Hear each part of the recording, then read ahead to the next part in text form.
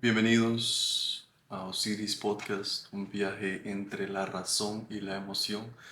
En este podcast exploramos los vínculos entre la filosofía, la psicología y la literatura para entender mejor quiénes somos, cómo pensamos y por qué sentimos. Palabras, ideas y emociones se entrelazan en cada episodio. El día de hoy vamos a leer la carta número 9 de el libro Cartas de un Estoico que pues hemos estado analizando, hemos estado hablando en el podcast. Si quieren escuchar las primeras cartas, creo que he analizado la uno, la 2, la 3, la 5, 6, 7 y 8 también. No están todas las cartas en este libro, en Cartas de un Estoico. Solo incluyeron quizás las más importantes o las que ellos pensaban que eran más importantes. Y este es un libro de Lucio Séneca, y Séneca era un filósofo estoico romano, era político, escritor. Él fue consejero de Nerón y pues escribió estas cartas a su amigo Lucilio, que era como quizás su pupilo, a quien le estaba enseñando filosofía. Y son cartas muy simples que se enfocan mayormente en la brevedad de la vida, la serenidad, la razón, el autocontrol. Y pues Séneca da ejemplos muy claros, muy sencillos. Entonces lo que vamos a hacer es ir leyendo la carta y voy a añadir ciertos comentarios, ciertos pensamientos y ciertas ideas que se me han venido a la cabeza mientras leo las cartas.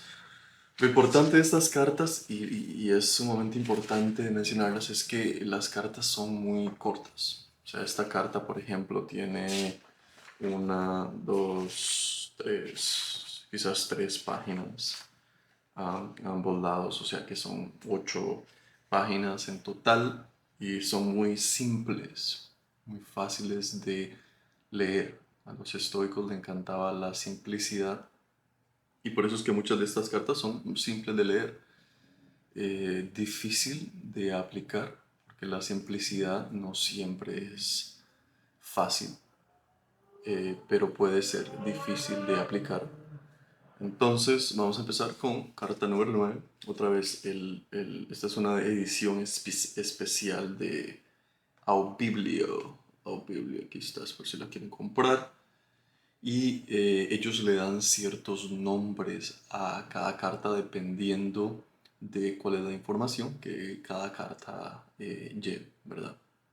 Entonces, la carta número 9 se titula La amistad por interés y la amistad interna. Empieza diciendo, desea saber si Epicuro tiene razón en una de sus cartas, en la que critica a quienes sostienen que el sabio se contenta consigo mismo y, por tanto, no necesita amigos. Esta objeción se la hace Epicuro a aquellos que creen que el ideal supremo en la vida es una mente desprovista de sentimientos, una mente insensible. La diferencia entre los epicúreos y nuestra escuela estoica es la siguiente. Nuestro tipo de sabio siente sus problemas, pero los supera. El de ellos ni siquiera los siente. Compartimos con los epicúreos la creencia de que el sabio se contenta consigo mismo. Sin embargo, por muy autosuficiente que sea, sigue deseando un amigo, un vecino, un compañero. Sigue deseando un amigo, un vecino, un compañero. Creo que de aquí viene también la necesidad del ser humano al ser un animal social. hemos estado viviendo de una manera tribal por muchísimo tiempo. Entonces, es difícil el aislarse completamente. De igual manera, la conciencia quiere ser vista tal y como es. Eso significa que a lo largo de nuestra vida es importante el desnudarnos a otra persona para tener una existencia quizás más completa en un aspecto psicológico o psicoanalítico. Sigue aquí y dice, deseando un amigo, un vecino, un compañero. Si pierde una mano a causa de la guerra o de una enfermedad, o le sacan uno o ambos ojos, estará satisfecho con lo que le queda de sí mismo y estará igual de feliz con su cuerpo mutilado que cuando estaba entero. O sea que incluso si uno sufre de algo físico, el espíritu se puede mantener intacto. Eso es lo que nos está diciendo Séneca aquí. Sin embargo, aunque no anhela lo que ha perdido, prefiere no perderlo. Esto es lo que queremos decir cuando afirmamos que el sabio está contento de sí mismo. Lo está en el sentido de que es capaz de prescindir de sus amigos, pero no por ello desea prescindir de ellos. Cuando hablo de que es capaz, me refiero a lo siguiente. El sabio soporta la pérdida de un amigo con serenidad. No es entonces que se quede sin amigos, pues es él quien decide cuándo sustituirá esa pérdida. Del mismo modo que Fidias fue un nombrado escultor griego, creador de la estatua de Zeus en Olimpia, considerada una de las 7 maravillas del mundo antiguo. Entonces sigue y dice del mismo modo que Fidias, en caso de perder una escultura, puede esculpir otra en el acto. Nuestro sabio, con su habilidad en el arte de hacer amigos, conseguirá que alguien ocupe el lugar del amigo perdido. Supongo que querrás saber cómo podrá hacer un amigo tan rápidamente. Pues bien, te lo diré. Siempre que estemos de acuerdo en que este es el momento de saldar mi deuda y cuadrar mi cuenta en lo que a esta carta se refiere, te mostraré. Dijo Hecato, una poción de amor compuesta sin drogas, ni hierbas, ni hechizos, es esta. Si deseas ser amado, ama. Y aquí creo que es una frase muy sencilla, pero al mismo tiempo nos da muchísimo entendimiento en donde queremos buenos amigos, pero no decidimos ser un buen amigo. Queremos buenos amigos, pero queremos que nos amen, queremos que nos quieran, pero no decidimos querer con acciones, con palabras, escuchando, poniendo atención a los detalles de qué es lo que a la otra persona le importa. Entonces, no solo se encuentra un gran placer en mantener una amistad antigua y estable, sino también en comenzar y construir una nueva. Entre ganar un amigo y ganarlo de verdad, no hay mucha diferencia con un agricultor que cosecha y otro que siembra. Atalo, Atalo de Rodas fue un filósofo estoico del siglo I a.C., conocido por sus enseñanzas centradas en el autocontrol y el desprecio por el lujo. Fue el maestro que más influyó en el pensamiento de Séneca. Atalo, Atalo. Dice, Atalo solía decir que era más placentero hacer un amigo que tenerlo, del mismo modo que un artista tiene más placer de pintar que terminar un cuadro. O sea que hay muchísimo placer en construir una amistad, desarrollar una amistad con un amigo. Y ahí es donde no se tiene que ver como un sacrificio, sino como algo en lo que estamos invirtiendo por amor. Por amor, estamos decidiendo amar, no estamos siendo forzados a amar. Entonces, cuando toda su atención se concentra en el trabajo que está realizando, se produce en él una sensación de enorme satisfacción.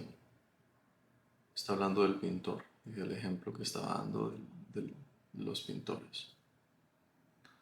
La satisfacción no vuelve a ser la misma luego de tener la obra terminada. A partir de ese momento, lo que disfruta es el producto final del arte, mientras que lo que disfrutaba pintando era el arte en sí mismo. Lo mismo ocurre con nuestros hijos. Su madurez puede ofrecer frutos amplios, pero su infancia fue más dulce. Su madurez puede ofrecer frutos amplios, pero su infancia puede ser más dulce. Esto es lo que me gusta de Séneca, que da varios ejemplos para explicar un punto. Aquí está explicando lo de la amistad y empieza con el agricultor que cosecha y otro que siembra, que no es lo mismo. También da el ejemplo del artista, que obtiene más placer de pintar que terminar un cuadro. Otra vez se está refiriendo a la amistad, en cómo hay muchísimo placer en construir una amistad. No en terminar una amistad, ¿verdad? Sino en el construirla. Y que son quizás maneras de disfrutar el proceso de una manera diferente, porque igual cuando una amistad llega en su madurez, pues se disfruta de igual manera, pero él también dice que se puede disfrutar el proceso y nos da otro ejemplo aquí que es cómo nuestros hijos, ¿verdad? Su madurez puede ofrecer frutos amplios, pero su infancia fue más dulce. Entonces de pequeños, los niños, uno los va a disfrutar muchísimo. Y cuando llegan a su madurez, igual uno ve los frutos de la infancia, pero son placeres diferentes, ¿verdad? Entonces sigue Séneca y dice, volviendo a la pregunta, el sabio, por muy autosuficiente que sea, desea tener amigos, aunque solo sea para practicar la amistad y no estar ocioso. No, como dice Epicuro en la misma carta, con el fin de tener a alguien que venga a sentarse junto a su lecho cuando esté enfermo, o que acuda en su auxilio cuando se encuentre en apuros, sino para que pueda tener a alguien junto a cuyo lecho de enfermo él mismo pueda sentarse o ayudar cuando esté en problemas. Él mismo. O sea, no. Y bueno, y aquí sigue, dice, quien piensa en sus propios intereses y busque la amistad con este fin comete un gran error. Entonces él está criticando una carta de Epicuro, en donde Epicuro dice que la amistad es con el fin de tener a alguien que venga a sentarse junto a su lecho cuando esté enfermo, o que acuda en su auxilio cuando se encuentre en apuros. Y pues si uno empieza una amistad de esa manera, uno está pensando de una manera, eh, está pensando en sus propios intereses, en lugar de decir, bueno, yo puedo ayudar a esa persona en el futuro. Yo puedo ayudar si esa persona está en problemas, si esa persona tiene cierto tipo de enfermedad.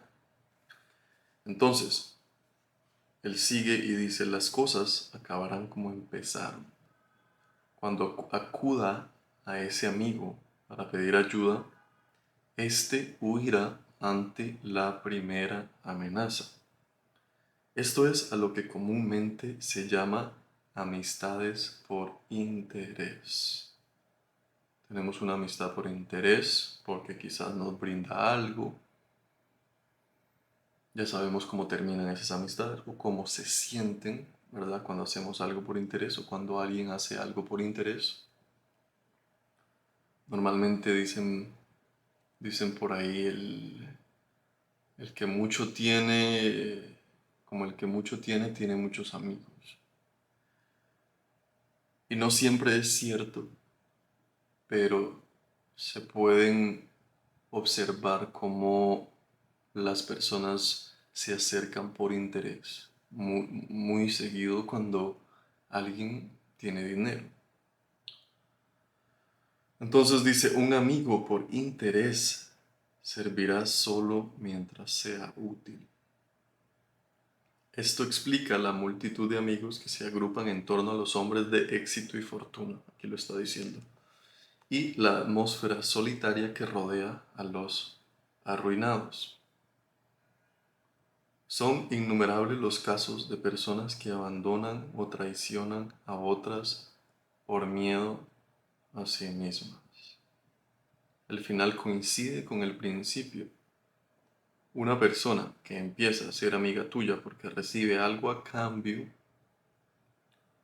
dejará igualmente de serlo porque dejas de dárselo.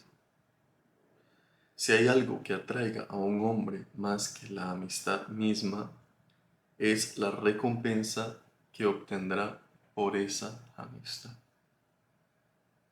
¿Cuál es mi objetivo al hacer un amigo? Tener a alguien por quien morir, dice Séneca. Alguien a quien pueda seguir al exilio. Alguien por cuya vida pueda ofrecerme como garantía. Wow, qué amistad tan profunda de la que habla Séneca aquí. Alguien por quien morir. Increíble, increíble. En cambio, lo que describes no es amistad, sino un trato comercial. Y aquí le está diciendo a Lucilio. Me imagino que Lucilio le mandó una carta hablándole de ciertas amistades. Anteriormente, en algunas de las cartas que leí, Lucilio le había hecho como un comentario, como esto que te cuento, no te lo digas no se lo diga a mi amigo, y Séneca ya lo había criticado, porque pues es un intercambio de cartas muy honestas, en donde se enfocan en la verdad, en la honestidad. Y Séneca había criticado el hecho de que él no fuese honesto con sus amigos, en donde le decía la verdad. Dice, entonces dice Séneca aquí, dice, en cambio, lo que describes no es amistad, sino un trato comercial. Así es como se sienten las amistades por interés, es como un banco. Yo te doy, tú me das, se siente muy transaccional. Dice, el deseo que los amantes sienten el uno por el otro no es muy distinto a la amistad. Podría decirse que en una amistad apasionada, que es una amistad apasionada enloquecida. Pues bien, ¿alguien se ha enamorado alguna vez a cambio de obtener un beneficio, un ascenso o la fama? El amor en sí mismo, sin tener en cuenta otras consideraciones, inflama los corazones de las personas con pasión y esperanza y exige que el sentimiento sea mutuo. ¿Cómo puede, pues, asociarse la amistad con un deseo tan mezquino como el interés? Otra vez le voy a leer esta pregunta que está increíble. Dice, ¿cómo puede, pues, asociarse la amistad con un deseo tan mezquino como el interés? Qué fuerte. Afirmas que no debe interesarnos la cuestión de si la amistad es algo que debe cultivarse por sí mismo. Por el contrario, es lo que más hay que probar. Si la amistad es algo que debe buscarse por sí misma, quien se siente satisfecho consigo mismo tiene derecho a buscarla. ¿Cómo la busca? De la misma manera que lo haría con cualquier objeto de gran belleza, sin sentirse atraído por la ganancia ni alarmarse por los riesgos a su fortuna. Considerar la amistad solo para lo bueno y no para lo malo es despojarla de toda su dignidad. Muchas personas interpretan esta afirmación de forma equivocada. Alejan al sabio de todo contacto con el mundo exterior y lo fuerzan a encerrarse en su caparazón. Debemos tener muy claro el significado de esta frase y cuánto pretende decir. Puede aplicarse en lo que se refiere a la felicidad en la vida, pues solo se necesita un espíritu racional y elevado que trate con desdén al azar. Me gustaría hablarte sobre una distinción similar que hizo Crisipo de Solos.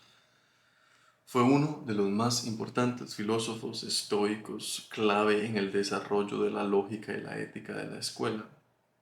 Escribió más de 700 obras, wow, perdidas en su mayoría, y se le consideraba el segundo fundador del estoicismo tras Zenón de Sitio. Zenón de Sitio fue el fundador. Entonces dice Crisipo, el sabio no carece de nada, pero necesita un gran número de cosas. Mientras que el necio no necesita nada porque no sabe utilizar nada y carece de todo. Otra vez dice, el sabio no carece de nada, pero necesita un gran número de cosas, mientras que el necio no necesita nada porque no sabe utilizar nada y carece de todo. Dice, el sabio, y aquí está la diferencia, ¿okay? Aquí está la diferencia. El sabio no carece de nada. ¿Qué significa eso? Que no necesita nada. Si lo tiene bien, y si no lo tiene, pues también no se va a preocupar, no va a causar estrés, ansiedad, porque ese estrés y ansiedad se le lleva la energía que puede utilizar para estar presente, para disfrutar lo que tiene.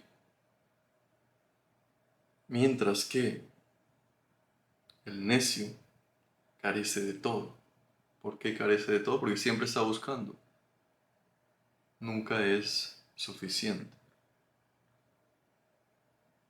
El sabio necesita manos y ojos y un gran número de cosas que son necesarias para los fines de su vida. Sin embargo, no carece de nada porque eso implicaría que tiene exceso de necesidades. Muchas necesidades traen ansiedad, depresión. Y nada es una necesidad para un sabio de verdad. Por lo tanto, por muy satisfecho que el sabio esté de sí mismo, necesita amigos. Quiere tener tantos como sea posible, pero no para poder llevar una vida feliz, porque él puede tenerla sin la compañía de nadie. La felicidad suprema no necesita de ayudas externas, la felicidad del espíritu, la estabilidad mental. Se desarrolla por sí misma. Una vez que empieza a buscar fuera de sí mismo, está en camino de ser dominado por lo fortuito, por el azar. ¿Qué clase de vida? Se preguntará la gente. ¿Tendrá el sabio si se va a quedar sin amigos cuando lo metan a la cárcel o lo exilien o lo tengan en algún lugar lejano? Pero, dice, la vida del sabio es como la de Jove. ¿Quién es Jove? Jove, también conocido como Júpiter en la mitología romana, es el dios supremo del panteón romano, equivalente a Zeus en la mitología griega. Jove, Jove. Pero la vida del sabio es como la de Jove mientras descansa, de breve duración, porque está concentrado en descubrir lo interior de las cosas. Así es más o menos el camino del sabio, se retira a su interior, a su propia compañía. De hecho, mientras pueda ordenar sus asuntos según su propio juicio, sigue siendo feliz, incluso cuando se casa o cuando cría a sus hijos. Está satisfecho de sí mismo y, sin embargo, se negaría a vivir sin ninguna compañía humana. Los impulsos naturales los llevan hacia la amistad. Ahí están los impulsos naturales, es esa necesidad que tenemos porque somos seres sociales. Llevamos muchísimo tiempo viviendo en comunidad, en tribus. De la misma manera, dice, los impulsos naturales los llevan hacia la amistad. Al igual que con muchas otras cosas, nacemos con el sentido de la amistad. El sentido de la amistad. De la misma manera que al hombre le gusta la soledad, siente atracción por vivir en sociedad, por vincularse con otros seres humanos. En esto hay algo inherente que nos estimula a buscar amistades. Sin embargo, el hombre sabio, por inmensa que sea su devoción hacia sus amigos, y lo considere más importante que él mismo, seguirá considerando que lo valioso en la vida es su yo interior, su yo interior. Eso es lo más valioso y los estoicos repiten esto una y otra vez. Es sumamente importante el conectar con ese yo interior, con la persona que llevamos dentro. Quizás tiene ciertos deseos muy únicos y subjetivos. Es importante sentarse, conectar, entender, quizás encontrar preguntas a las que ese yo interior, encontrar respuestas o preguntas también a lo que ese yo interior nos está diciendo, nos está comunicando. Repetirá las palabras de Estilbo de Megara, filósofo griego de la escuela megárica. Admirado por su serenidad y autodominio, enseñaba la diferencia hacia las emociones y los placeres, influenciando a los estoicos en su concepto de la apatía. Entonces, repetirá las palabras de Estil.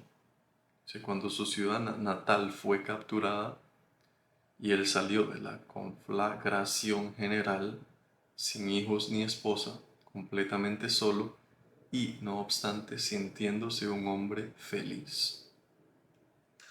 A la pregunta de Demetrio sobre si había perdido algo, respondió: tengo conmigo todos mis objetos de valor, no he perdido nada. Y sus hijos habían muerto, su esposa había muerto. Esto hizo que Demetrio se preguntara si después de todo lo había derrotado. Todos mis bienes, dijo, están conmigo, refiriéndose con ello a las cualidades de un carácter justo y al hecho de no considerar valioso nada material que pueda serle arrebatado. Y esto incluía a los humanos también que él amaba. Nos impresiona el modo en que algunas criaturas atraviesan el fuego sin sufrir daños físicos. Y también es impresionante la forma en que este hombre atravesó tantas desgracias, derramamientos de sangre y ruinas, sintiéndose indemne. Hace que uno se pregunte lo siguiente: ¿no es fácil conquistar a todo un pueblo que a un solo hombre? Estas palabras de Estilbo son las de un estoico. También él lleva intactos sus objetos de valor a través de ciudades reducidas a cenizas, pues se contenta consigo mismo. Esta es la línea que traza el límite de su felicidad. En caso de que creas que los estoicos somos los únicos que producimos pensamientos notables, déjame decirte algo. A ver, si lo pones a mi cuenta, por más que ya esté saldada por hoy, el propio Epicuro, que no tiene nada bueno que decir de Stilpo, pronunció una frase bastante parecida a la de Stilpo. Es esta: un hombre, aunque reine en el mundo entero, será infeliz si no se considera a sí mismo sumamente feliz. Para mostrarte, en efecto, que se trata de un sentimiento universal impulsado por la propia naturaleza, encontrarás el siguiente verso de un poeta cómico. Piénsalo bien. Perdón, este es el verso. Dice: no es feliz quien piensa que no lo es. Piénsalo bien. ¿Qué más da cuál sea tu posición en la vida si a ti mismo no te gusta? ¿Y qué me dices de fulano de tal que se ha enriquecido de una manera tan despreciable, o de fulano de tal que da órdenes a mucha gente pero está a merced de muchas otras? No importa lo que un hombre diga, lo que importa es cómo se siente en todo momento y no solo un día en particular. No hay que temer que nuestros bienes caigan en manos indignas. El verdadero sabio se contenta con lo suyo. Recuerda, los idiotas en general son los primeros en hastiarse de sí mismos. Y así termina la carta. Hay muchísima información. Esta es una de las cartas más largas y es muy directo con algunas cosas. Al principio habla de la amistad, lo que es la verdadera amistad, de incluso hasta morir por un amigo. Y después se extiende bastante um, en la vida, en qué es lo verdaderamente necesario y en el por qué nos apegamos a las cosas. Ese apego a la ropa, el apego a lo que tenemos, el apego a las pertenencias, lo que es sumamente peligroso porque es impermanente. La vida es impermanente. En cualquier momento podemos perder nuestras cosas. Entonces, bueno, esto ha sido todo por hoy. Si les gustó, pues sigan escuchando. Se les puede agradecer muchísimo. Si creen que hay alguien que puede escuchar este tipo de información y le puede ayudar de alguna manera, compartan y nos vemos en el próximo episodio.